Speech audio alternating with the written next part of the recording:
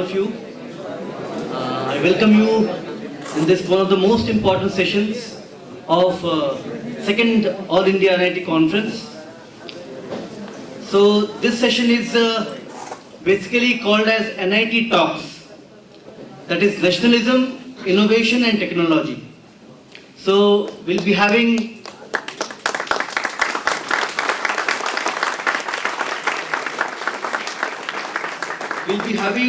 a very eminent scientist from ISRO, Honorable Mr. GVC Rajan sir.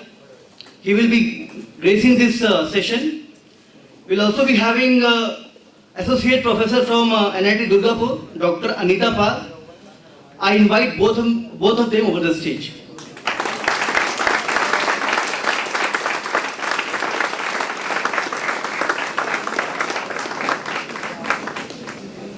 So may I introduce with our honorable guests. We have with us Honorable Shri GVC Rajan sir. Shri GVC Rajan obtained his master's degree in engineering from the then Karnataka Regional College of Engineering Surathkal, the present NIT Karnataka.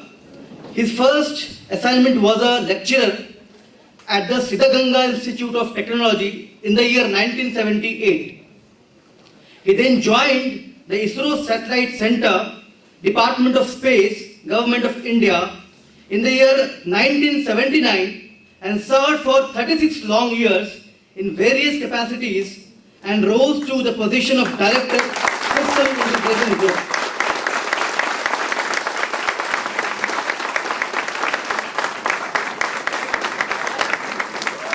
We are really humbled to have you.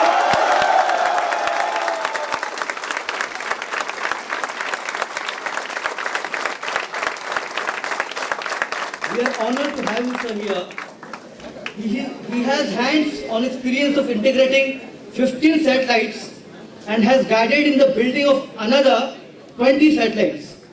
He gained both research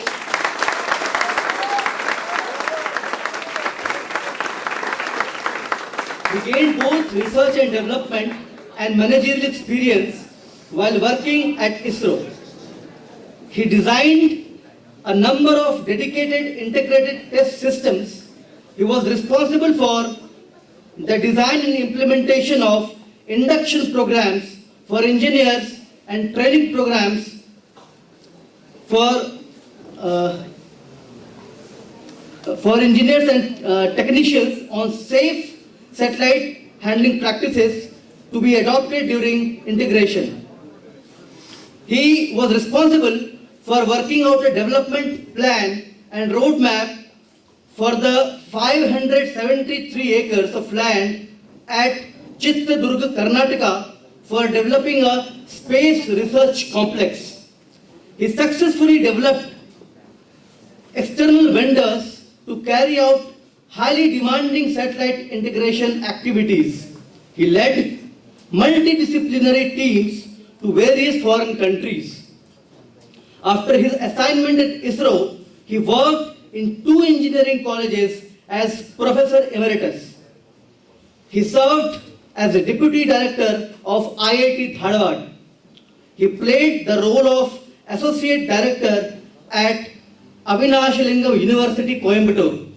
He has published 96 technical papers and has authored a book on assembly integration, testing and launch in Kannada language. That is itself a very great example. He has delivered a number of lectures to school, colleges and public audiences. His other interests include development of technical literature in Indian languages. His hobbies include fast driving, authoring travelogues, solving crossword puzzles, Sudoku, and poem writing. Both his children are postgraduates and work in multinational companies. We welcome you, sir. Now I request Akshita to kindly felicitate honorable guest.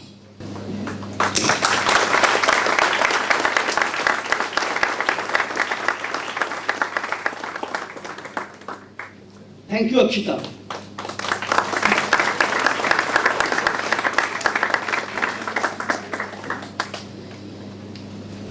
We have also with us Ma'am Dr. Anita Pal. She is Associate Professor NIT Durgapur. She has joined Department of Mathematics NIT Durgapur in the year 2007. She has more than 120 publications in reputed journals and many conferences, publications also. She published many books with reputed publishers. 10 of her students have completed PhD under her guidance. More than 20 MTech, MSc projects were completed under her supervision. She also completed 4 high-budget projects of Government of India, visited 14 foreign countries like USA, China, London, Singapore for collaborative research, work and conferences. We will welcome you, ma'am. Now I request Sheetal to facilitate the ma'am.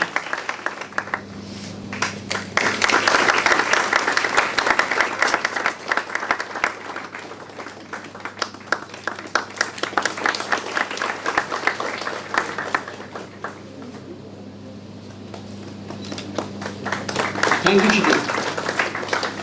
So now I don't want to be barrier between you and honorable scientist of ISRO. So now I handed over the stage to honorable sir.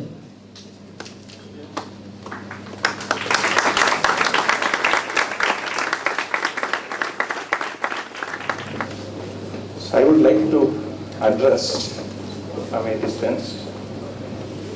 I hope you are able to see the view graphs here in the last row. So good morning. Good morning. So I have the responsibility to take you from good morning to good afternoon. Yes, it has been given to me. And from waterways through which we swam in the morning, through Sriharikota to moon, Chandra as we call it. These are our tasks. We'll be racing from 0 to approximately 4 lakh kilometers towards moon. Okay? Now let's see how it is done, how it can be done, and how it was done. Next. So the topics I cover include why to explore the moon, countries which have explored or exploring the moon, India's Chandrayaan-1, a recap, Chandrayaan-2, subsystems of Chandrayaan-2. I thought I should introduce you so that you know what it contains in a very, very brief manner. Then what are the subsystem qualification tests? Next. Space environment simulation facilities. I'll tell you why we need it. Satellite qualification tests. Chandrayaan-2 mission sequence. Chandrayaan-2 mission is a 95% success. How it is rated, I'll tell you, and conclude my talk. Why to explore the moon? It is natural curiosity. The nearest neighbor to space, to Earth in space is moon. Utilize the resources of moon for the good of mankind. Look for an alternative living place vis-a-vis Earth. One is the population explosion, and the other one is what is called as the doomsday theory. There are always people who tell us the whole universe will get totally decapacitated or devastated. And at that time, we want the human generation to continue. This is one more thought process. As per Big Bang theory, the two neighbors are believed to have taken birth simultaneously. This is one view. As per another theory, Earth and Moon are from the same parent mass, but landed at different locations in space due to explosion. These theories are not unique in themselves. There are contestants who say these theories are wrong, but these are more the accepted by majority of the people which I have put here. If Earth gets destroyed, then human life should be available in an alternate location. So if we can have a colony in Moon, even in the event of Earth going devastated, you have still the human race.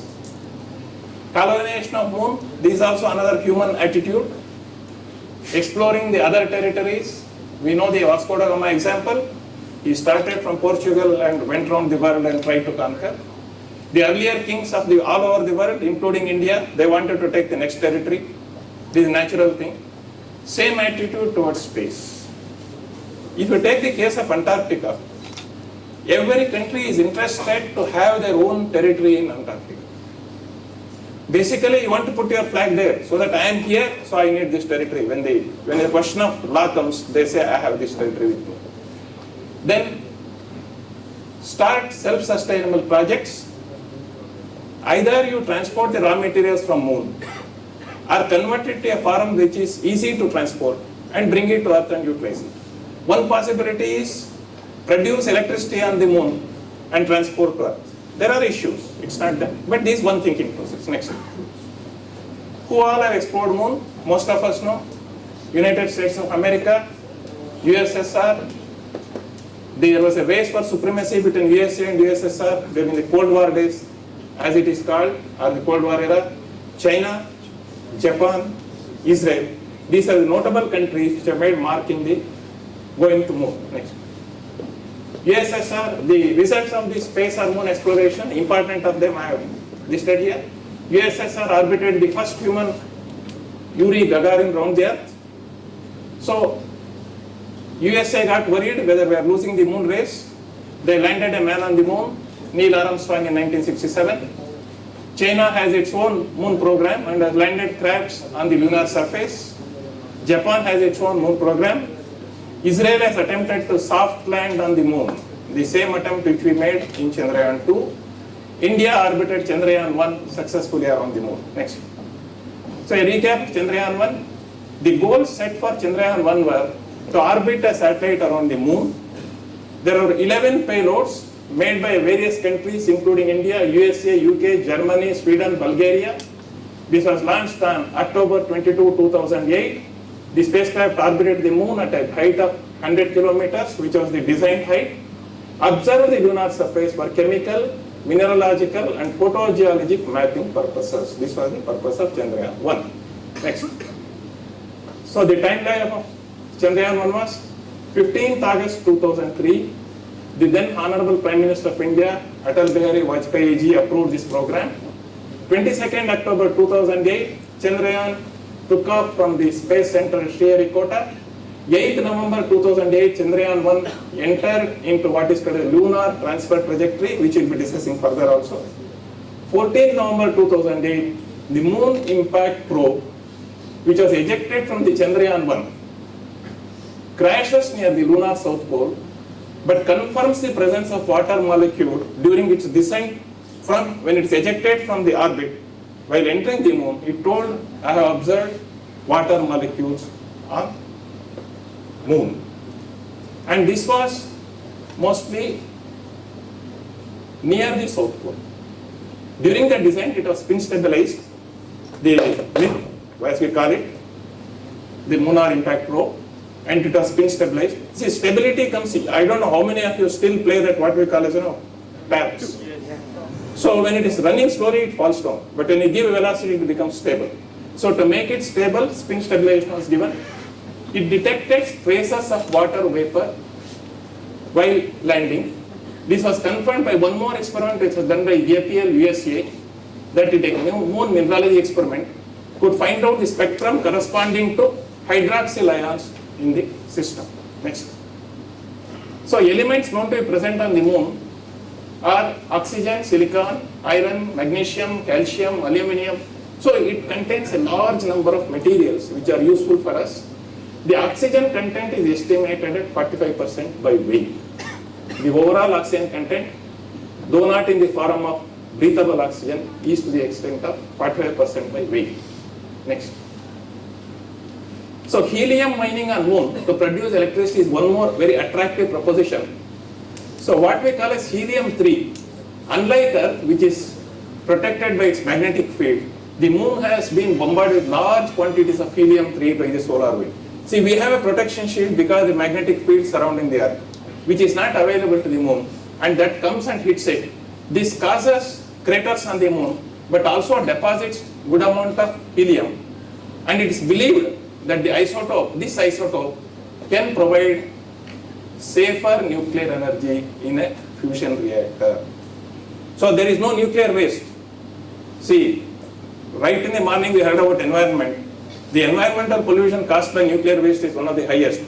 And there is no problem for us to worry about it because it doesn't produce nuclear waste. That is the belief. Next. So scientific objects of Chandrayaan-2, as we saw, Moon provides the best insight into Earth's early history. All of us are worried about, what was our background, what it is, what was our history. So Moon provides one such insight. Origin of Moon still needs further understanding despite existence of few mature models. Already some thinking is there, like I told, the Big Bang theory and other theories are there, but it's not complete by any means. Extensive mapping of the lunar surface to study the variations in lunar surface composition. So whatever is there is to be studied, helps to track back the origin and evolution of the Moon. Because there is always a strong belief that Earth and Moon have similar type of evolution. Next. So evidence of water molecules discovered by Chandrayaan-1. Naturally, we are interested to see further what is the density, where it is more, in what form it's available. So because of that, we need that. So the extent of molecule distribution on the surface, below the surface, and the tenuous lunar exosphere. What is this exosphere? Next. This exosphere is a thin atmospheric-like volume surrounding a planet or a natural satellite, where the molecule density is low, but they are bound by the gravitational force of the Earth or Moon. So it cannot fly away. So the molecular density being too low restrains them to behave as a gas by colliding with each other. In a gas, the molecules keep on hitting with each other. But here the molecule density is so poor, even if it travels a long distance, it cannot hit. But still they cannot escape because of the gravity of the Moon. Next. So why explore this lunar South Pole? What is so special? And as you have seen very recently, the number of crafts which are landed on the lunar South Pole is very minimal compared to any other place. Most of it has landed on the plain area more towards the North Pole. So the lunar surface area at South Pole that remains in shadow is much larger than at the North Pole. So this has helped to have ice packets form near the South Pole.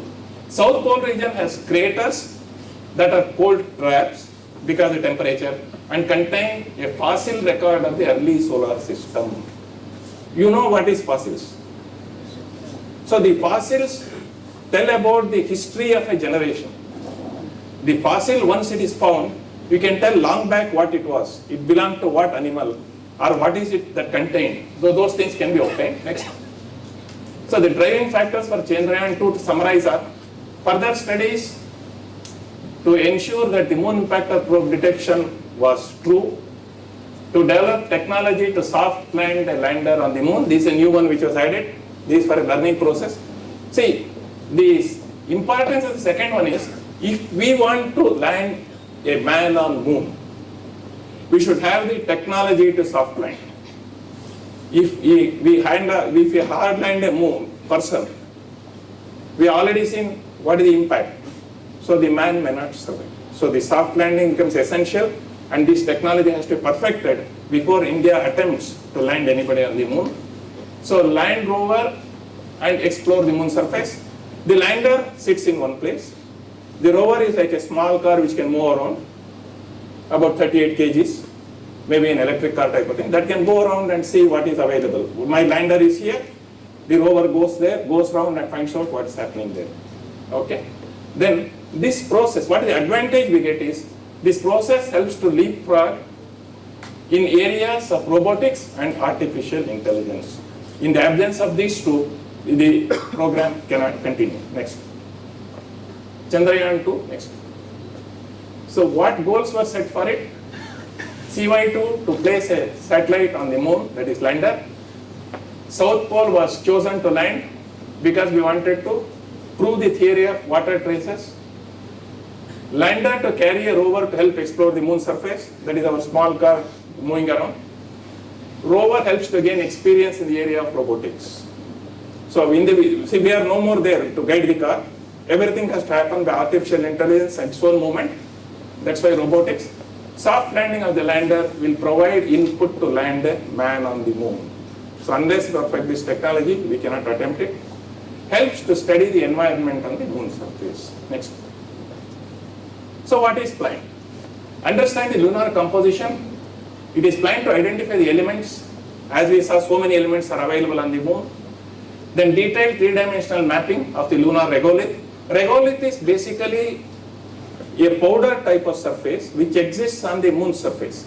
It contains in the powder form the stone pieces, then earth, then mineral pieces, and all such things are simply available on the thing. The disadvantage of this was that when you land, this can come up like dust, and dust can get deposited on the solar panels. And once it gets deposited in solar panels, the efficiency of producing the power reduces. This is one aspect which we had to consider during the design phase. Okay, then understand, then water molecule distribution is another thing which has to be studied. Then seismic activities on moon is different from how it happens on the earth. This is one thing which all scientists are interested to find out in what way it's different with respect to the earth. That also will give an insight about the formation of the moon and earth if there is a difference. Next. So what is regolith? I told you already. Regolith layer of loose, heterogeneous, superficial deposits covering the solid rock. Next. So the Chandrayaan-2 has experiments to study the topography of the moon, the composition of the moon surface, then search for water, and in situ studies. In situ studies are done by the rover and the lander which are landed on the moon. They try to process and tell what is the output. Next. Key payloads of Chandrayaan-2. See, there are the amount of information on the payloads is available in websites. So because of the time allotted to me, I just tried to take the key portion only. Chandrayaan-2 large area soft X-ray spectrometer studies the elemental composition of the moon. Imaging air spectrometer, mineralogy mapping and water ice confirmation. Synthetic aperture radar operating in L and S bands. This helps to polar region mapping and subsurface water ice confirmation. Next. Orbital high resolution camera. This is something which was in the news because it could photograph the lander on the moon. So because of that it was in news, I have cut that. I will just study a little more about it. Then Chandra surface thermophysical experiment, CHASE we call it. Thermal conductivity and temperature gradient existing on the moon. Alpha particle X-ray spectrometer and laser induced breakdown spectroscope. This is for in situ element analysis on the moon. Next. So now having said this, the curiosity should be what does it contain after all? It's one box when I flip from outside, what does it contain? I would like to briefly tell you what it contains. Next. This basically consists of payloads and housekeeping systems. See, as far as we are concerned, the orbiter and payloads are really two satellites. It's not one satellite. When you combine it for the purpose of mission, it becomes one, but otherwise it's as good as two satellites. So each of these systems has got a payload. We just now saw the payloads that are available on the lander. Similarly, orbiter also has got payloads, and the rover, which our small car which is supposed to move on the moon, can be called as a payload of the lander also. Okay, next. So the components of Chandrayaan-2 are orbiter. So we'll just see briefly what that orbiter is. This is one of the ways it looked in space with the solar panels which you recognize are the ones which is coming in this direction there. The second one is the synthetic aperture radar antenna. It needs a large antenna to operate in L band and S band. The other wing type of thing which you are seeing on the other side corresponds to that. And of course the total systems, it has got different types of sensors which we will be studying for next. So this is another view of the lunar orbiter. Okay, and the important point about a solar panel is it is sun tracking solar panel. That means morning there is a question, when I keep it on my terrace, the sun is there for short time, how much I can produce. In this case what happens is the solar panel wing keeps on rotating with respect to the position of the sun. If sun is here, it stays like this. If sun comes up, it comes like this, so it can rotate. That is sun tracking solar panel. Next. So So the specifications of orbiter is interesting. It weighed 2,379 kg, produced primary power of 1000 watts. During launch, that means when it is on the rocket or the launcher, the orbiter can communicate with the Indian Deep Space Network. This is established at Bailalu, Bangalore.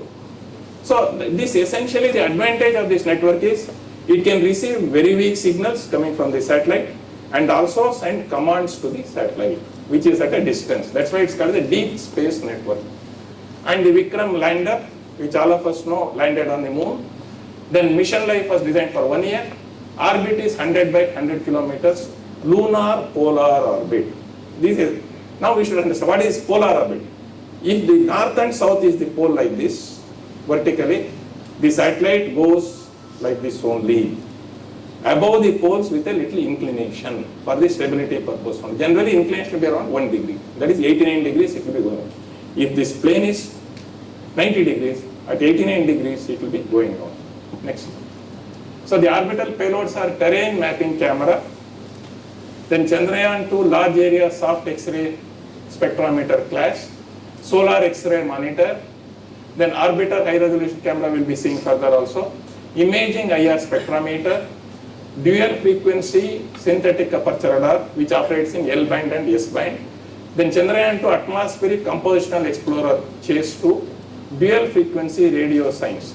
See, these experiments are basically coming from scientists who are associated with this work. So what we provide is the service of flying the system, send them the data, the further analysis happens with the scientists. So ISRO's job ends with providing the data to the scientist and providing the environment which it demands on the satellite. So the payload what you bring will be put there, it will be tested by us and the data will be given to you. The scientist certifies that it's okay. So after that it's given and whatever data we receive is also processed by the scientists. Okay, the scientists sometimes are associated with ISRO, sometimes they can out. Like for example, you saw USS, the university is involved. So we give the data to them. So the analysis part remains with them. Next. Now about the lander. Next. So this is how the lander looked. What you should observe here important is there are 4 legs for the lander. 1. Second is all round there are 4 engines. You can see the nozzles of the engines. There are 4 engines which were at 90 degrees to each other. In addition to that, there is centrally 1 engine kept. That means there are totally 5 engines. Why I am specifically telling is this will be using further in our discussion. Next. So the mass of this was 1471 kg, power generated 650 watts, design life 1 lunar day. This is another thing which you have to consider.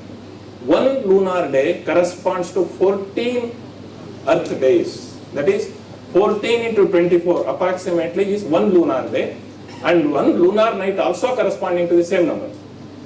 Lunar day or night corresponds to 24 into 14 approximate. Some small value variation in that. Okay. Then this can communicate, this lander can communicate with ISDN at Bailalu, the orbiter and the rover. Lander is designed to soft land on the lunar surface. It is designed to soft land on the lunar surface. Okay, and this was named after Dr. Vikram E.S. Sarabhai, who was considered as the father of the Indian space program. In his honor, it has been named. Next. So the payloads on Vikram, there were 3. Radio anatomy of moon-bound hypersensitive ionosphere and atmosphere. Best is to remember it as Ramba, which you will not forget. So and try to remember the other portion. I will leave it to you now. Now Chandra Surface Thermophysical Experiment CHASE, the instrument for lunar seismic activity ILSC. So these acronyms, sometimes I wonder, even in the medical field, whether designed to confuse the patients or the public. By giving such names, you don't understand what it is. So this is one trick played probably by technocrats, doctors and everybody around the world. Okay, next. Now the Pragyan rover. Pragyan basically means wisdom in Sanskrit. We want to derive some wisdom using the output available from this craft. Next. It had got, one backward. It has got 6 legs is something which you have to note down. Initially, we are planning to have 4 legs only, but later studies told that it is better to have 6 legs from the stability point of view, and these are powered by stepper motor. I hope people know what is a stepper motor. The stepper motor rotates in steps. The advantage is it will not slip, it gets locked. Every step it gets locked and moves forward. And what you are seeing there is the solar panel, which is required for producing the electricity required by the Pragyan rover. Next. So the specifications, weight is 27 kgs, power generation 50 watts, it has got 6 wheels, and it's a 6-wheel robotic vehicle. Without human intervention, it can travel. That is the advantage. The drive is stepper motor. Travel limit is up to 500 meters. Half a kilometer it can go. Totally it can cover half a kilometer. The requirement is you should cover it within 14 days, and it was designed to do that. Okay. Then communication is, it can communicate with the lander only.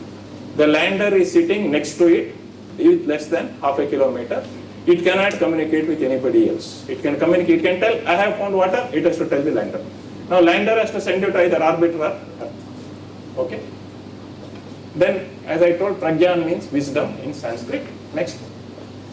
Pragyan rover payloads are alpha particle X-ray spectrometer, laser-induced breakdown spectroscope. There is a passive experiment here. Laser reflector array. This laser reflector array is something like a mirror. But the property of this mirror is, if you send a signal vertically, it will come back vertically with a small gap. That is the advantage. The gap between the incident light and the reflected light is very small. Majority of the time it gets spread away. Because we are using the laser frequency, it doesn't spread. Second is, in a place very close to from where you are sending it, you can receive the signal and have it. That is the advantage. Next. Then housekeeping systems. These housekeeping systems are common to most of the satellites. Housekeeping means, when we have a house, the house needs to be kept clean. You should have so many amenities. So similarly, to support the payloads, which we saw up to now, there are a lot of systems which you need to build so that the payloads get supported. Let's see what is it next. So the housekeeping systems of the CY2, both for orbiter and lander, as I told, they are as good as 2 satellites. Each of these has got all the subsystems which we'll be telling next. Pragyan can be treated as a payloads of the lander. Next. So the housekeeping systems are, once you have electric system, you need power.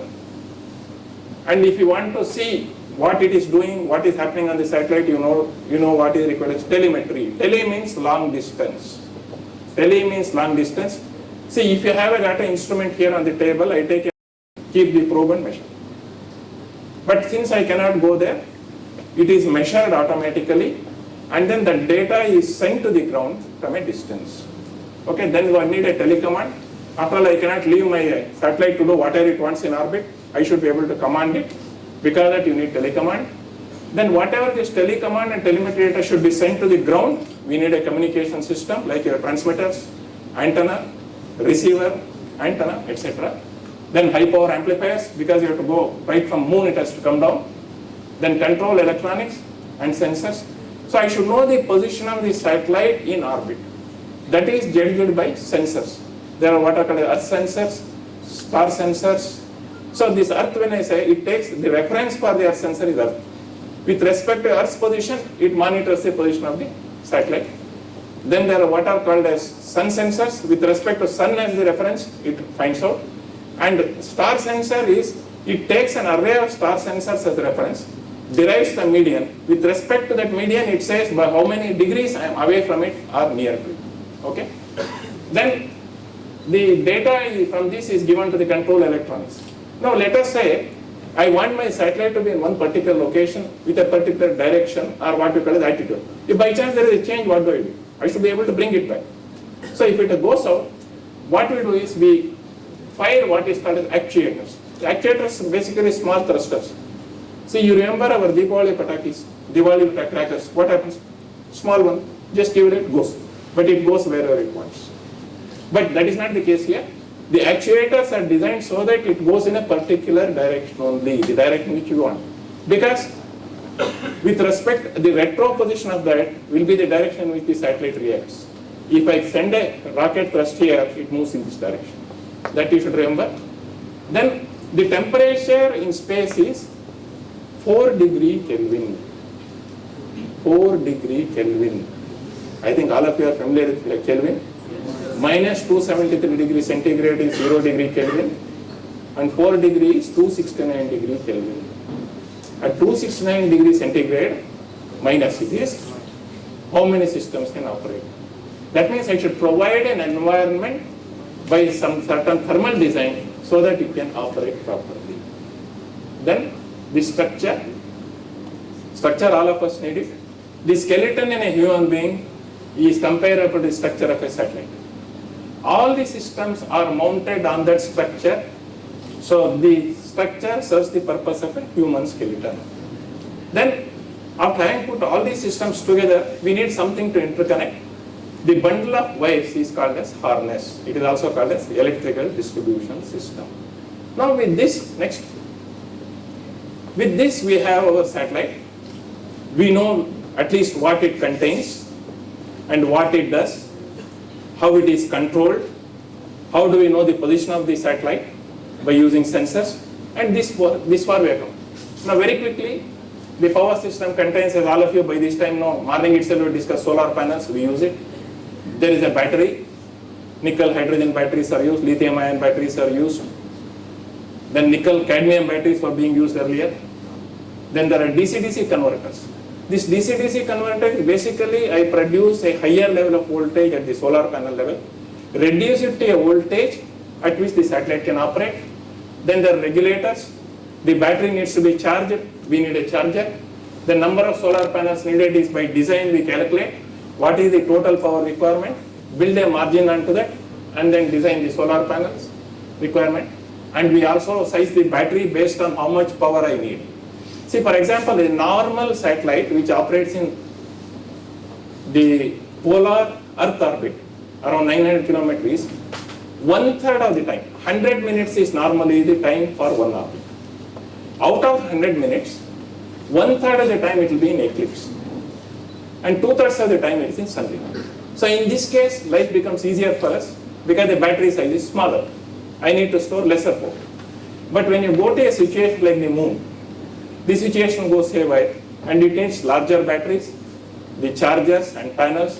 That's why the rover was designed as small, had less number of electronic instruments, and it can survive with whatever little power we could generate. Okay. Then next. So this is what I already told you. Next. Go back. See, the solar array battery sizing should take care of Earth orbit, transfer orbit, and lunar orbit. This is very important.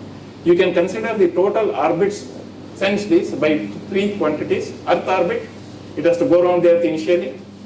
It has to go to what is called the transfer orbit. It should be in the transfer orbit till such time I inject it into the lunar orbit. So first it is placed in the Earth orbit, then I drive it to what is called the transfer orbit, and then it goes to the lunar orbit. I will be seeing some pictures regarding that. Then it comes to lander battery and solar panels were designed for launch lunar day, that is 14 Earth days. Okay. Then next. So individual subsystems, telemetry and telecommand. Telemetry we told, to know what is happening there, the measure number should be sent to there, that is for telemetry. There is telemetry for housekeeping system is separate and payload system is separate, where the payload system is not all the time on most of the cases. Then telecommand is I send pulse command, data command and level command. See, what we should remember is I should be able to change or command my satellite to do what I want, because the telecommand is there. Next. So this communication, I have tried to highlight what it does. We have got 3 components: orbiter, lander, rover. So the orbiter can communicate with lander and the Earth.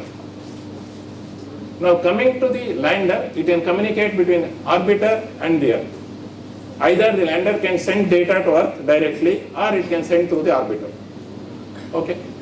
The orbiter can communicate with the lander and Earth. The rover, there is a limitation here. The rover can communicate only with the lander which is sitting next to it. Within half a kilometer it's available. It has to communicate only between these two. So whatever lander has found out, it has to come through the lander, through the orbiter to Earth, or directly to the Earth from the lander. Okay, next. So the individual subsystem configuration in communication is generally uplink, downlink frequencies. So naturally, I cannot use the same frequency to send the telecommand and also receive the telemetry. There are two different frequencies. Digital modulation is used. I don't know how many of you have studied modulation at all. But basically, you can take like this. The signal which we measure, the telemetry signal, will be very, very weak. It is like a passenger. How far a passenger can go? By walk. Maybe a very strong passenger may travel every day 20 kilometers. Gandhiji, who was from Gujarat, traveled much more, but we are not Gandhi now. So, and our lifestyle has ensured that after walking 2 kilometers, my legs will say, what happened? Oh, I am having leg pain here, I can't tolerate anymore. So, for that purpose, I should provide him a vehicle. So, the communication system provides a bus service for the signal to travel from the satellite to the Earth, or from Earth to the satellite. This much we should do. Okay. So the modulation can be compared to the type of seats available. Depending on the signal, either provide him a sleeping coach or provide him a chair, sometimes standing also. Okay. Not normally. So then we need ground station support. All the commands I need to send needs to be received at a ground station. The commands are to be produced at ground station and sent to the satellite. And the telemetry should be received at the ground station and processed. So in our case, it is Indian Deep Space Network at Bailalu. That's the job of the ground station. Okay. Then the payload downlink. As I told you, telemetry data and payload data comes in different frequencies. So the payload data, which is the most important thing for the whole purpose of the satellite, is for operating the payload and get the information. That has got a separate frequency and data rate. Based on that, the band is selected. Normally, X band is selected for this. Okay. The communication happens in L band, C band, S band. L and X band for payload data. S and C band for communication. Next. Now the type of sensors which I told you already. Actuators we didn't say. So attitude control system or orbit control system is a processor based control electronics. It uses the microprocessor system to generate all this. Then actuators are reaction wheels, momentum wheels. See, there is one more. I will again come back to our tap example. As far as the tap is rotating continuously, even if I try to push it, it tries to come back. It will not suddenly go. If you, of course, give lot of force, it falls down. But otherwise, as far as it is rotating, if I try to give, it again tries to come back. It is called as gyroscopic stiffness. In very simple words, it's called gyroscopic stiffness. So, in some satellites, where we want one axis to be stable and looking at, let us say, Earth, along that axis I put what is called a momentum wheel. The momentum wheel has got a large flywheel. The momentum produced by the large flywheel will not allow the satellite to move in the other direction. It keeps it fixed on Earth if it is directed to Earth. Okay? Then RCS is the fuel which is required for operating the thrusters. The thrusters are the jet engines which you have seen in so many movies. You have seen man with a backpack. Some firing happens, he starts moving in the other direction. They are the thrusters. Then there is also called what is called as magnetic torquers. The magnetic torquers utilize the magnetic field of the Earth. The magnetic field of the Earth is a vector quantity. So we produce one more vector quantity by some means, what are called as torquers. Now the reaction of these two forces will produce a resultant. So the satellite moves towards that resultant vector. This is the magnetic torque. Then Earth sensor, as I told you, Earth sensor, sun sensor, star sensor. The gyros is basically another sensor with respect to its own axis. Okay, next. Satellite autonomy. So this autonomy concept became very important for ISRO when we had the Mars mission. When the Mars mission came into existence, normally after that what we are doing is when we send a command, I will wait for the telemetry to say that yes, the command is operated. Since at that point of time, the largest distance which we had was 36,000 kilometers for the communication satellite, the time taken was very less. But when it came to Mars mission, we understood that the time requirement is in minutes for sending a command itself. After the command is operated, if it has to again come back, we need another few minutes. So the total number was worked out as something like 16 to 18 minutes. 16 to 18 minutes was required. So obviously, I cannot expect to wait for 16 to 18 minutes and take future action. That means the whole processing should happen on the satellite itself. So that much autonomy was built into the satellite. Depending on the data, it started acting on its own. It's like, the center providing autonomy to the states in certain areas. So the center every day cannot be there everywhere. So it says, okay, in these areas you can take your own decisions. So that type of autonomy was built into the satellite program, and there is a lot of improvement done in that field, and that is used for the Chandrayaan-2 mission. So this essentially consists of pre-programmed software execution based on the sensor data. So controlling the firing of retro thrusters. For example, the lander has coming down. Depending on the sensor data or a pre-programmed data, I want the lander velocity to reduce. I cannot wait obviously for 2 minutes. Within 2 minutes anything can happen.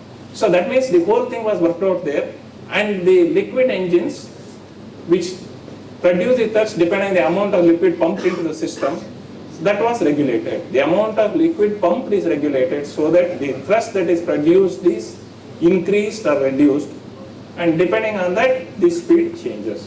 Okay. Then this also happens during what we call as earth lock loss. When you take the case of remote sensing satellite, not necessarily Chandrayaan, which I told you 900 kilometers, there also if there is a earth loss, we don't want satellite to get lost. So we put it in what is called a safe mode.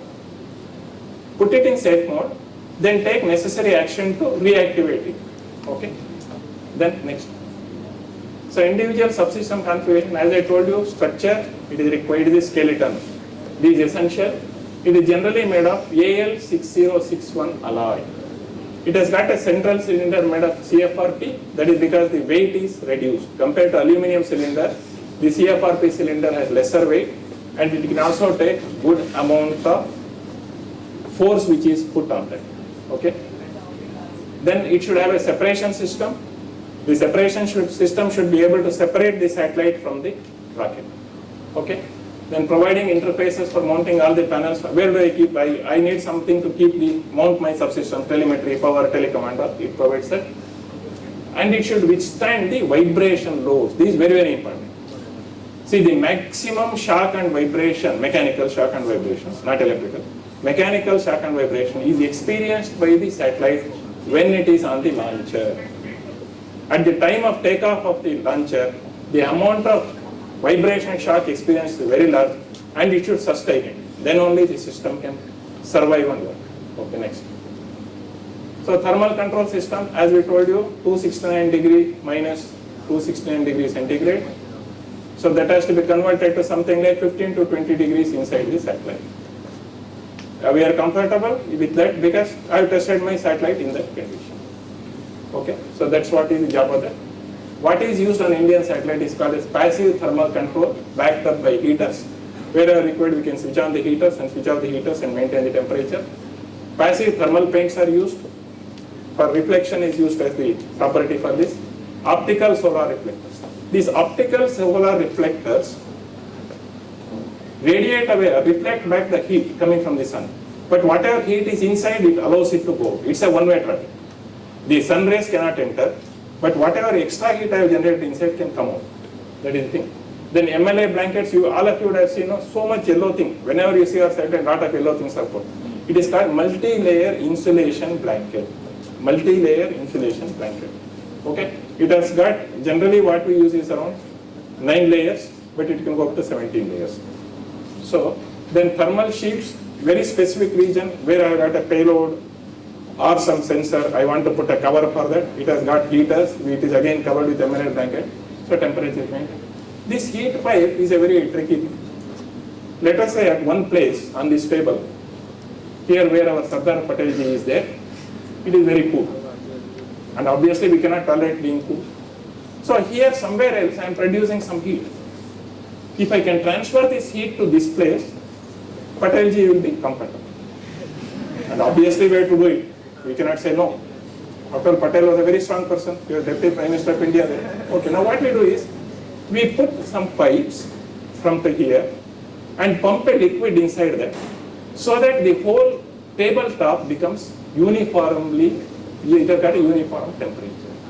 So that is the idea of this heat pipe, so-called heat pipes. Okay, next. So now, after having talked so much about satellite and all, let us know what is the difference between a space system and a ground system. After all, a lot of companies make cars, whatnot. So ground systems are designed on Earth and work on Earth. This is one thing. Any product you take, we design it on the Earth and it has to work on the Earth. Ground systems are available for hands-on repair. This is another aspect.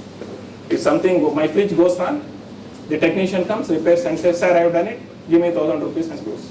But when you come to space systems are designed on Earth or ground, but they have to work in space. The difference is, just now we saw minus 270 degrees, which is not there on Earth normally. And the vacuum, what we call as hard vacuum, it goes up to 10 to the power of minus 8 to 10 to the power of minus 9 torr. Torr is heavy. Okay, that is the type of vacuum. And space systems are not available for that. And in addition to that, I forgot, the space has got lot of space particles coming and hitting the satellite. That environment is full of space particles which are coming and hitting. Solid particles are there, electrons are there, then protons are there. So it has to take care of all this environment and still survive. So space system design, development and testing has to take care of this aspect. And because of this, what is done is we follow what is called as Six Sigma design and implementation technology. I don't know how many of you heard about Six Sigma. Six Sigma means essentially the equipment which is designed should last for the design lifetime without any problems. This is the concept. How far we achieve, how we achieve is another part. But if I design for a lifetime of 2 years any product, my product should not break down at all in the 2 years time and function. That is the very, very succinctly putting that Six Sigma concept. Okay, next. Now subsystem qualification test program. So as we saw, to make it more and more robust, to ensure that it doesn't fail when it's in orbit, we adopt this technology. So the testing process starts right from the component level, right from a resistor I use, a small resistor, a small inductor, a small capacitor, a wire piece I use. Everything goes through a series of tests called as screening tests to eliminate the wrong thing to be used. Then the components are mounted on a PCB, which all of you would have seen. It becomes a card level. Now the card level also same type of situation is there. So what it means is at every point of time care is exercised to see that it doesn't get into problem.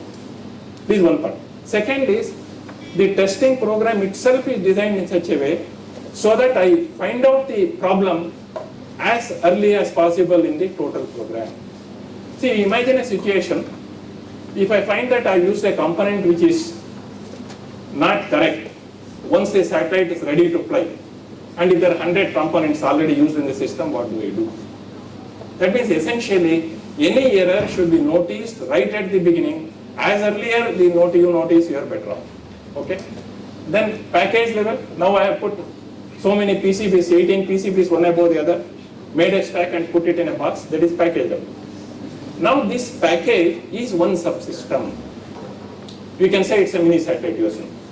Now this has to go through a qualification program. It has to withstand the thermal temperatures, vacuum, it has to withstand the vibration, and it has to function after that also.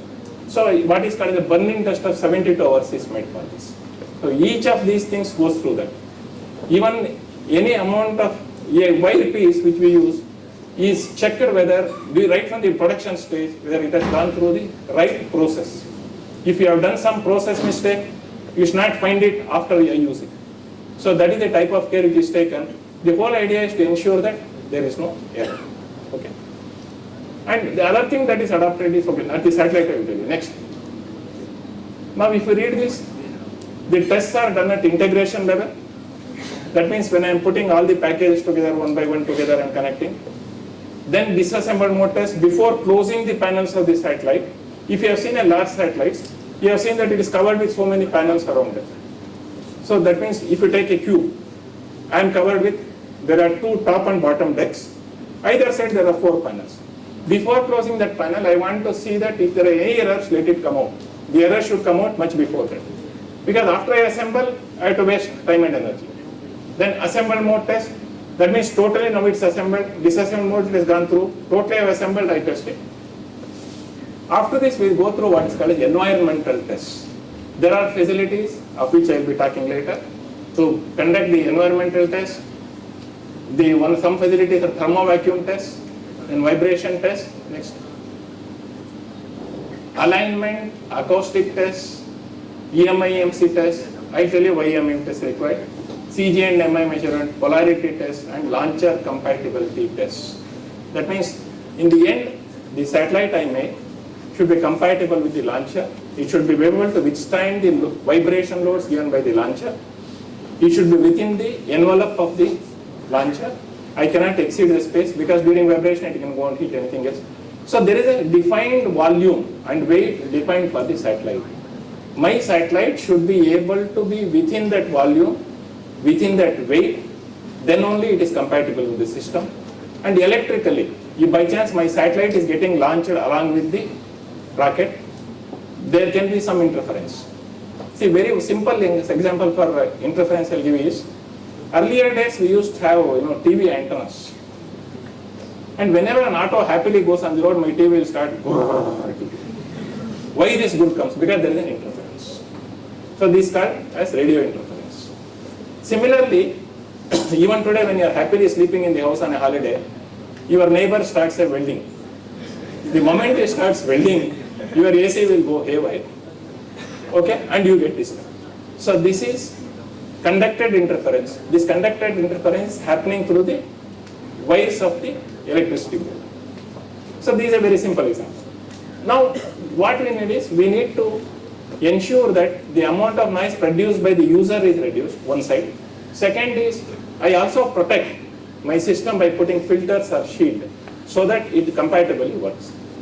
See, of late the TV sets which we use now are much better compared to what we used to get those days. Okay. Next.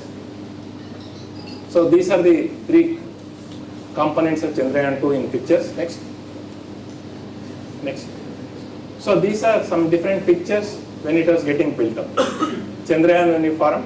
See, this area is called the clean room area, wherein the temperature and cleanliness is maintained. See, the classification of this is 100,000 class. This 100,000 class essentially means the number of particles whose size is up to 20 micron should not exceed 100,000 in 1 cubic meter volume. That is the definition. Okay. So that is the type of cleanliness required, because there are a lot of solar panel surfaces, sensor lenses are there, so they should not get contaminated on the ground itself. So that we get into problem. Next. So this is, the lander is being moved. The outer thing, that right side, what is a blue thing, is the heat shield. The heat shield that is being used on the satellite. A model of that is there. We should ensure that we are within the volume given by the launcher agency. Next. This is how it looks. This is called as a composite. In this case, both the orbiter and lander are placed one above the other. This is the configuration in which it is launched. Next. So now you can see realistically, the bottom one is the orbiter, the top one is the lander. You can see the legs protruding like this, and these are the shields which are brought together. So the question is, why at all these shields are required? When the rocket goes above the Earth's atmosphere, the friction that is produced is very large, and because of that the heat goes on increasing. So to protect the satellite or the payload inside the rocket, these heat shields are closed on. Okay. Next. So tests on rover. The rover movement test on the simulated Chandrayaan surface. So interestingly, we needed something comparable to the type of soil which we saw on the moon. So this was planned to be imported. But at a later point, it was found that when investigation was done, small village in Tamil Nadu had this type of soil, comparable to that. So that was utilized, brought to Bangalore, a facility was built, the moon surface was produced using that sand, and then it was tested. So what if you remember is, we saved a lot of foreign exchange in this whole process. If I had to import it, would have paid through our nose. Okay. Then rover roll down test, because rover is on inside the lander, from that it has to come out. Rover placed in lander, shock and vibrations to qualify the hold down mechanism. See, we don't want the rover, no, though it's a car, we don't want it to come out whenever it wants. So it has to be held in position during the launch. The door should open, then only we want the lander to come out. That means it is held. This held mechanism, or hold mechanism is called hold down mechanism, basically. Then hold down release test. So when I want it to come out, I release this, the rover will come out. Okay, next. So this is one of the pictures. You can see here, the bottom surface is the sand that is spread out there, and the other one is solar panel, which you are seeing there, and the wheels are on that. This is one of the facilities created for that. Next. So this is the different parts of the rover. So I don't know how many of you can read it. Essentially, it has got solar panels. There is also a thermal cover on that. There are 6 wheels. Then it has got an antenna, which also this pink thing is the antenna mast. So on top of that, the antenna is placed. Okay, next. So rover under test on simulated moon surface, that same type of thing. This is the test conducted at different points of time, the earlier one and the present one. The timeline is different. Okay, next. Now this is the roll down mechanism. So here what was essentially tried was, the moment the door, whether it opens on command, correctly generated on its own, not sending from ground anything. Then again whether it comes to the correct angle, ramp, then whether the hold down mechanism is released and whether it can come down. All these things happen automatically without intervention from the ground. That means it is pre-programmed to do that job, basically. So this is how it looks. And this is the new configuration as it is seen here. Next. So deployment tests. So these deployment tests are essential. Why? The solar panels, if you have seen in space, are going up to meters together. See, one side, for 2 side panel means one side 7 meters, another side 7 meters. In between you have got some 2 to 2.5 meters, 3 meters of satellite. So it comes to 17 meters. So obviously 17 meters cannot be kept within the volume provided by the launcher during launch.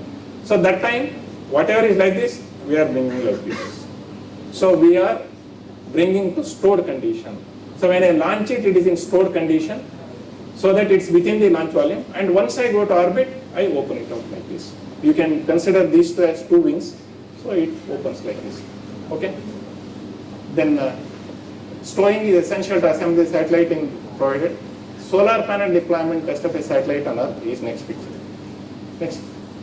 So this is how the panel deployment takes place. A 0G fixture is provided so that we don't want to load the system. So it is pulled up and kept. It is adjusted in such a way no load falls on the hinges of the solar panel, and it is allowed to deploy in that fashion. Next. So this is 2 stages. The first one is stage 1. This is second stage. This incidentally happens to be for the Mars satellite. So I thought I can add some Mars to Moon. So that's how it comes. Next. This is a reflector. The yellow thing is the MLA blanket, which you are seeing on either side is the MLA blanket. And this reflector is kept in stored condition and it is deployed. In the deployed condition, it goes and gets automatically locked at the end point. Next. So environmental test facilities.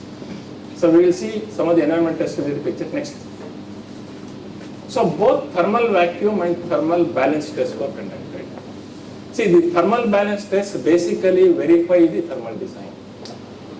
The balance test is a practical example of verification of the thermal balance, the thermal design I have conducted. So since we are expecting the system to stay on the moon, whose environment is data available is taken from the what shall I say, literature available and different agencies' data. So we wanted to ensure that, and as per the data available, my design is able to function. From that point, thermal balance test was conducted for the lander portion. Okay.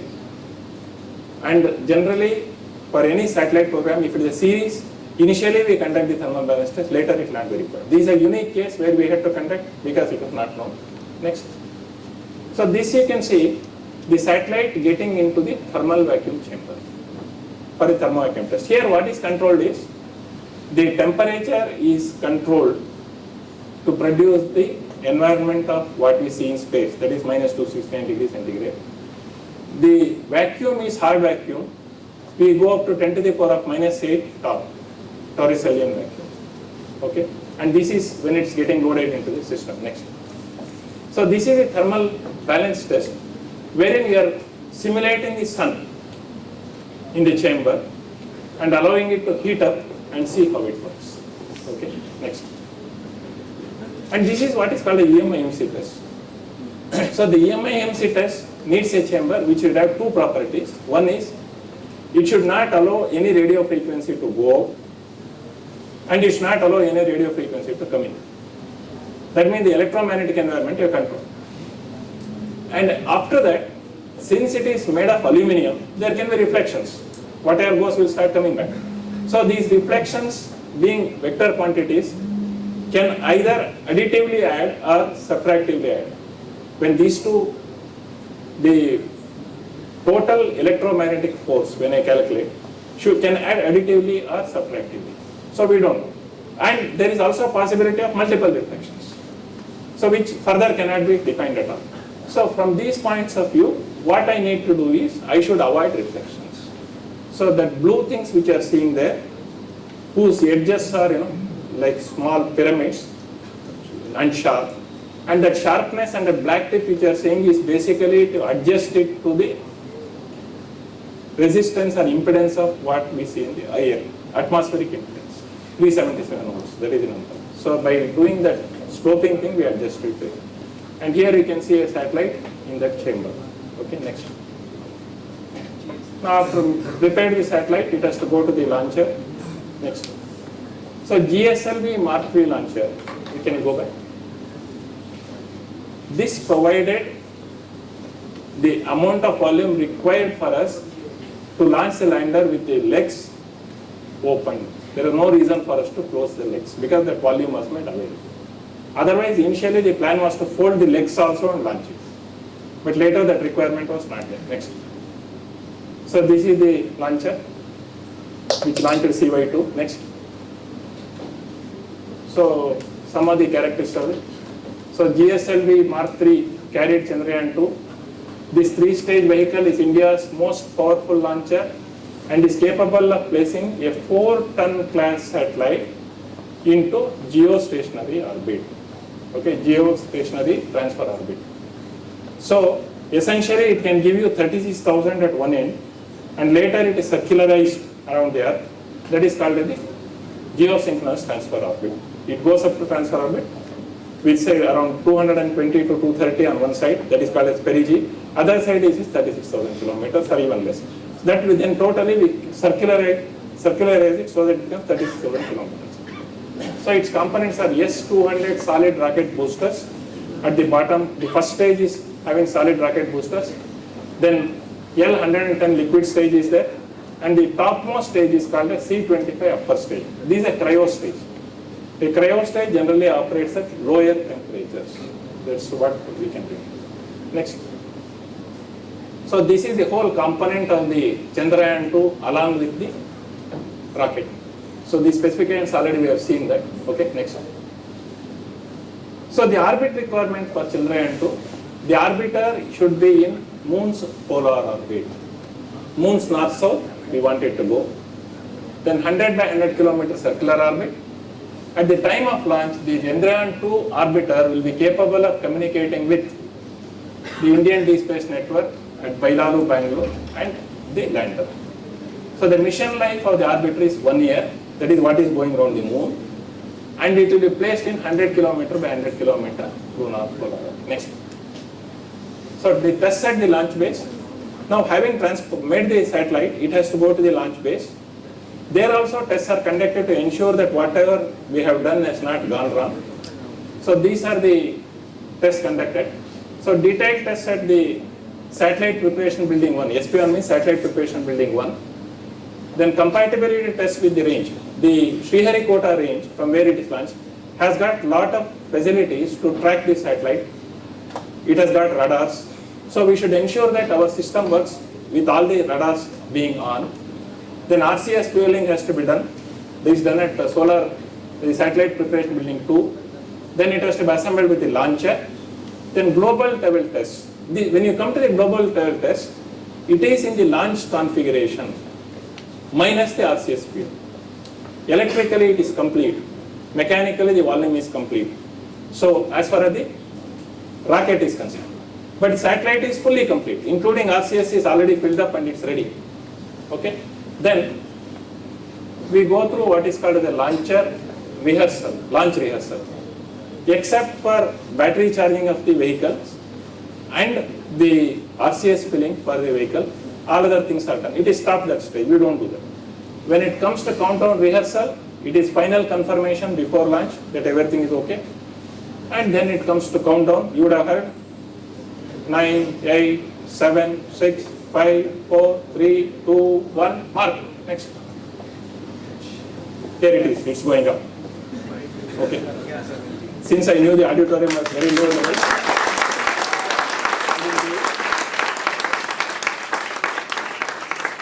so this was the first flight of Mark III launcher. So on June 5, 2017. Next. So achieving lunar orbit and its timeline. Next. So this is how the lunar transfer orbit, whatever we talked about, is the oval orbit which you are seeing at that point, and you are seeing the two orbits are coming closer at one point at the top there. So that is where the lunar injection takes place. See, first is when I launch, it is under the gravitational force of the Earth. The Earth's gravitational force will not allow the satellite to go wherever it wants. It has to keep on orbiting. Then slowly we raise the orbit. We are seeing, initially it was smaller, further bigger, and in the end it reaches that level. Then it is inserted into the lunar orbit. From there you reduce it to get your 100 kilometer by 100 kilometers. And in the end you are having a 100 kilometer by 100 kilometer polar orbit on the moon. Okay, next. So timeline, launch of Chandrayaan 2, July 22nd, 2019, 14:43 hours from Sriharikota launch pad. Lunar transfer trajectory was achieved on August 14, 2000. That is finally that large around there. Insertion of composite into lunar orbit, August 28, 2019. What was the lunar orbit? This number was 114 by 18072. So this 18072 was reduced, and that was on September 21st, 2019. And the separation of lander from orbiter happened on September 7, 2019. That was the day when all of us were awake and trying to see what's happening. Next. So this is now a very famous picture in India. So the outer two lines represent the boundary within which we want the system to operate. I can tolerate variation within that band. So when it was at a distance of approximately 2 kilometers from the Earth's surface, the moon surface, the communication, that means our satellite became deaf. Dumb. That means it's not able to speak out. What I mean when you say it cannot speak out, the telemetry signal was lost. What is happening on the lander was not known. Whatever might be happening, we are not able to sense what is happening. Okay? Then on its own, it started further coming down. We are seeing that instead of following the red line, it followed an intermediate greenish line you are seeing there. Okay? That means things were not as rosy as we thought. Then next. So lander was deboosted, which was supposed to be done. but soft landing of the lander was supposed to be done. So somewhere along the way, in the deboosting process, we could not achieve the lower velocity which was required to soft land on the moon. Then if this had occurred, the further steps were rolled on of the rover from lander to moon surface, rover movement on moon and studies. Speed of rover on moon is a very small quantity, as I told you. Almost some centimeters it can travel in 1 hour. Then area covered by rover on the moon is 0.5 kilometer maximum. This all was expected to happen in 14 days time. So this is a artist's imagination. Though we could not achieve, I thought let's put an artist's imagination. Then next. Then rover Pragyan is rolling down from the lander. Next. Success rate of moon exploration is 60%. Many a time in interplanetary missions or even moon mission, the satellites have gone beyond the moon orbit itself. When you want to orbit the moon, when you go directly, the satellites have simply gone beyond that level also. Achieving this particular intermediate trajectory and giving that velocity becomes very, unless it's very precise, we can lose the satellite itself. Then throughout the world, the success rate is around 60% for the systems which have tried to land on the moon. I'm not telling that, I'm not trying to justify anything, I'm just giving statistics. Next. So the cost of the orbiter and lander, rover and navigation system is 603 crores. The geostationary satellite launch vehicle cost is 375 crores. And the total cost is 978 crores. So this essentially points out is space business is a costly affair. Something we have to be careful. It's not very easy and it's not affordable easily. Next. So now, what are the possible reasons for our system to not land properly? I tried to list down. The system went dumb. It could not speak. So we didn't know what was happening on the system. But later on analysis they told that it has hard landed on the moon. When you say hard landing, the velocity with which it hit the surface of the moon is higher than what it was expected to. Though there is a design margin built in, it exceeded that possibly. Because there is no measurements are available, no data available. Then possible malfunction of 1 or 2 engines out of 4. There are 4 engines which are supposed to operate. Out of that, 1 or 2 engines may not have stopped working, but the thrust it gave might have been less. Because of that, it may be in a slanted position. That is one of the inputs available. Or because of the impact, since it came and hit at a higher velocity, 1 or 2 legs could have got bent, giving to that inclination. See, what is told is, it is in one piece. It is not broken. That is the data available. Now, quicksand under 1 or 2 legs of flat. Now, though you expect the contiguous, when you go, you don't expect sudden changes in the land morphology or whatever you call it. But there is always a possibility, some area due to various, one is because the hit itself, it might have become gone inside and could have helped to that inclination. Or possibly the sand under probably 1 or 2 of the legs could have been having lower strength to withstand. That also could be possible, we do not know. Because these are not the area where it was designed to land. One. Second is, it's not very easy to identify this portion only is having lesser strength. That is a chance we have to take. So after a lot of analysis, it will be decided where to land. Okay, next. So what is the remedy? Now, the only, what shall I say? Method available to me is to send commands. Send the commands and see whether my satellite reacts. It was already dumb. So if I send a command, if it wakes up, fine. This is one possibility. And second is, in case already there is a damage that is caused, it may ignore the commands that is being sent. In that case, it has become totally deaf. So if it is half deaf, there is a possibility. So as on today, we don't have any information. ISRO is going to declare it anyway, it will come to the public domain. And this is the analysis of the final portion which we could not achieve. That's why it's called as 95% success, because we rate. If this works, this much percentage like that. It's not a go or no go.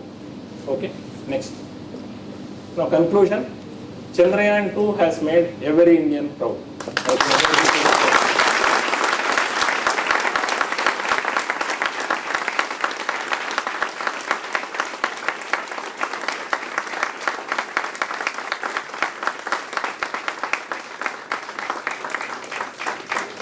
So 95% success rate we have seen already.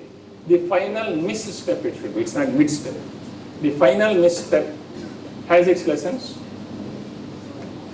Being in ISRO Isaacian for 36 years, I am sure we will bounce back.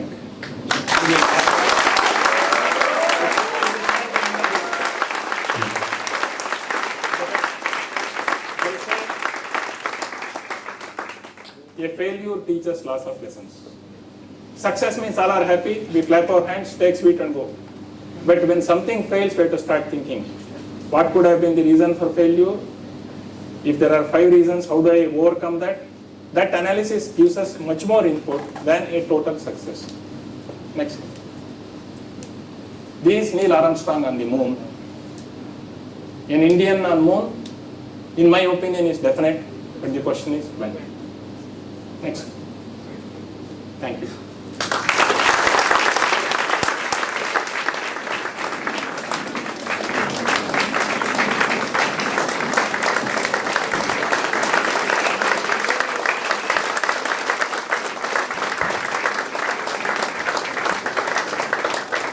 We are really proud of you, sir, and the whole India is with ISRO, isn't it? Yes. And the same gesture was described by the Prime Minister, Honorable Prime Minister on the fateful day.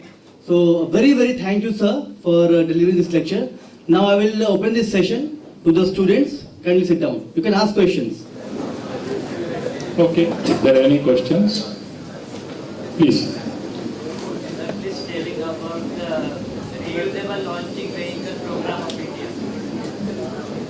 See, reusable launch vehicle program of India. See, we have the space shuttle.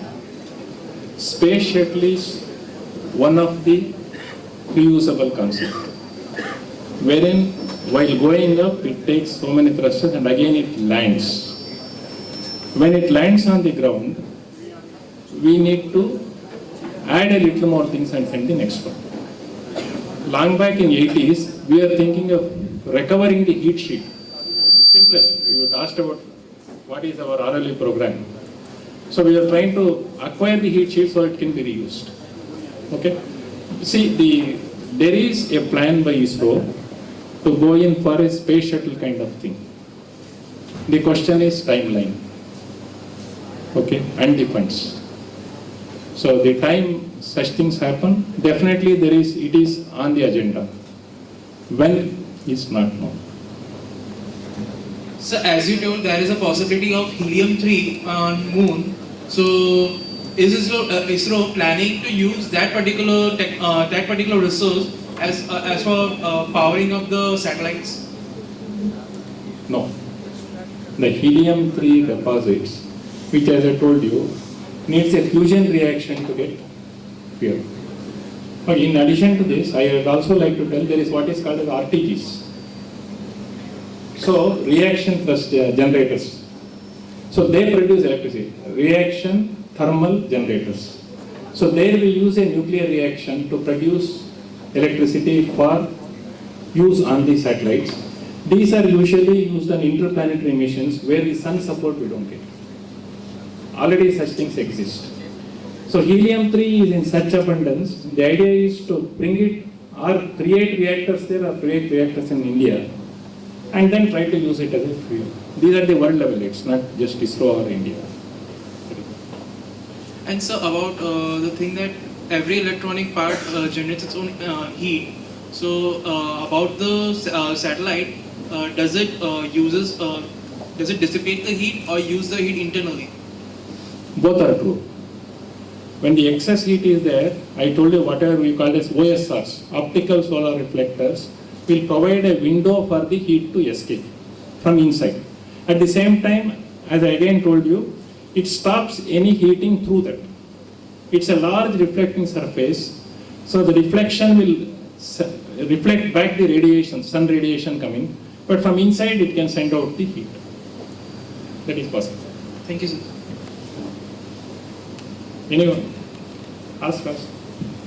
It might be a very controversial question, but when it comes for government providing funds to space programs to ISRO, is the government very critical as shown in movies or shows or in news channels? Okay. Now it's like this. It's an accepted fact that India missed the Industrial Revolution. At that point of time, whatever is the reason, whether it is lack of funds or the political will, whatever it is, the Industrial Revolution was missed by India, and the loss we suffered because of that is quite large. Now the question is, see, science and research is something wherein you cannot expect, money back immediately. It is not only money, it is what you learn.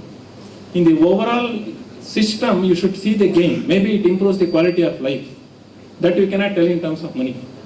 Okay? It generates some kind of interest, innovation, which again you cannot quantify. You cannot say, I produce this innovation because of this. This I can rate as 1 lakh or 1.5 lakhs or 1 crore. So you should take a total picture. The question today, I'll tell you, the cryo engine which was used on the present launcher, Mark III, was expected to be provided by Russia, and they were also supposed to give us 6 rocket motors of cryo motors. Unfortunately for us, what happened is, at that point in time we thought, USSR broke, America became powerful, they told you can give the technology, but we do not allow you to give the rocket motors. The motors were stopped. That was the seed for us to try cryo technology. Though we lost 20 years, today we have our own cryo engine technology.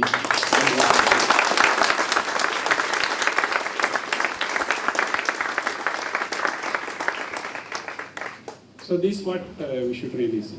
See, for example, if tomorrow our SVN-80 starts a space program, wants to launch a small satellite, it cannot rate in terms of money gained. The amount of interest it generates, the type of students we attract, the type of experience they get, which cannot be told in terms of money, are the other advantages which we get. Yes, obviously you have to spend money for making the satellite.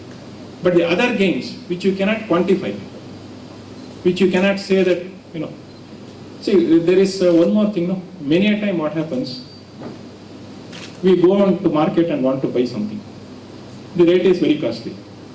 If you like it, or if you think there is some advantage, you will still buy it. You may take 3 months to collect the money and buy it. So this is another way of looking at things. It all depends on how you look at things. See, necessity, if you look, even nuclear reactors, the fuel that was required for nuclear reactors was stopped by France. India had to develop its own nuclear fuel. If you did not have that capacity on that, of developing that nuclear fuel, today our reactors would have gone bad. Thorium was developed as an alternate resource. So these things happen when you come under stress. The question is whether you want to go to that state and start working, or learn the technology in the beginning itself. This option is open. And another thing is, the amount of funds which we are pumping into space technology is a very small percentage of the GDP. Today's India's GDP, if you take GDP, the percentage which goes to space sector is not that large, wherein you need to stop other programs and give it. This is my justification. How far you agree is up to the audience. Okay. Next. Sir, this will be the last question because we have lunch and... I think one girl can ask. Yeah. Sir. Ladies last here. We can talk to him in lunch. Yeah, yes, sir. See, there are 2 things. One is all your queries can come to me on my email, I will answer. There is no problem. Okay? One question, as the organizers, I have to respect the organizers and thank them also for giving me this opportunity. This question I will take. So you mentioned before in your presentation that when we... Not able to hear. So I have a very small question. Yeah. Answer can be long anyway. Tell me. So just to make India's name on like this Chandrayaan-2 mission, it has been carried out by other nations. Just to make India proud, we have done this. Is it worth it to produce so much space junk and add so much space junk into space just because we need to make a name. Isn't it more, wouldn't it be so much better if India could do something to clean the space junk instead? Okay, now regarding the space junk, whatever you asked. Okay, the satellites which are smaller, which are closer to Earth, will come down. On the way, they get burnt out. This is one part. Second is, very large components like space lab broken components can reach the Earth and they could cause damage. The second part. And if you take the communication satellites, after the use of the satellites are moved from that orbit to an orbit of 22,000 kilometers, which is called as junkyard orbit. Okay? So definitely technologies are being tried out to ensure that the amount of junk that is created in space is taken care of. See, recently, in fact, I was working on that satellite, technology. We are trying to bring down the satellite after its period is over. We wanted to bring it down and it burns out when it enters Earth's atmosphere. Those technologies are being tried out. And you should also realize, India did not do Chandrayaan just because of name. Just now you heard the lecture, you saw that how many minerals are available. If that minerals can be used properly harnessed, how much advantage we get. Name, yes, name came, but name is a byproduct. It is not the main product. Okay. Everyone, so this is the launch of the NIT Talks. So this is the first lecture of the NIT Talk series. So we are very fortunate that sir delivered that lecture. Now one small announcement, after the session is complete, those students who have come from other NITs kindly assemble near the stage. Now I request Dr. Anita ma'am to kindly conclude the session. Thank you. Very briefly. Let me thank the organizers for giving me this opportunity to address a wonderful gathering, who have listened to my lecture because the questions indicate they were following my lecture. And again, my profuse thanks to the organizers. And thank you all.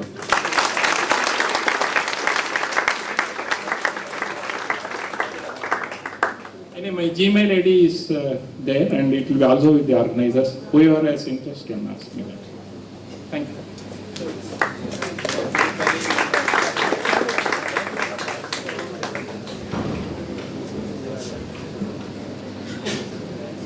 At first, I would like to thank the organizers for allowing me to stand in front of you, giving me the opportunity, and would like to pay thanks and gratitude to Rajan sir for such wonderful journey of, I think it was, sir said 4 lakhs kilometers. Sir, it was wonderful journey, and we have seen the from birth to childhood and to adulthood of Chandrayaan 2. It was really wonderful. And one thing I should say, a very happy Engineers Day. Today is Engineers Day.